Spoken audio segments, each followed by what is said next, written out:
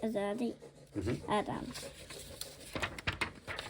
Volt ott egy ember, aki bement egy boltba, valószínű, és akkor találkozott egy telefonnal, amiért szerintem megbolondult. Ő meg oda ment a kassáshoz, aki azt mondta neki, hé, te mit csinálsz ott? Ja, meg akarom venni ezt a telefont.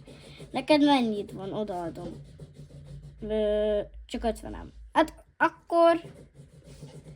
akkor szerintem menj el, jó? Viszontlátás.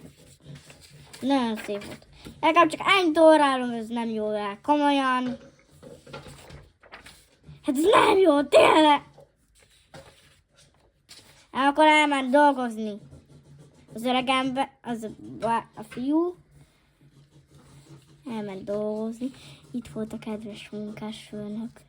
Jól nézze, szemmel nézett, így csak mosolyogott, csak 10 dollárát kapott. Ami nem jó. Ráföldősödött. Sít! És rákozott egy bölcsereg emberre. Azt mondta, hé, mi van? Nézd ide, nézd mi van nálam. Az kell nekem! Na, akkor más kitölt itt a pánik. Viszont mám, display time. Szadok be a boltba. Szóval azt mondta az árusnak, tessék, itt van, ami kell neked. Kaszi, megvettem a telefont. Ez az, meg lett a telefonom.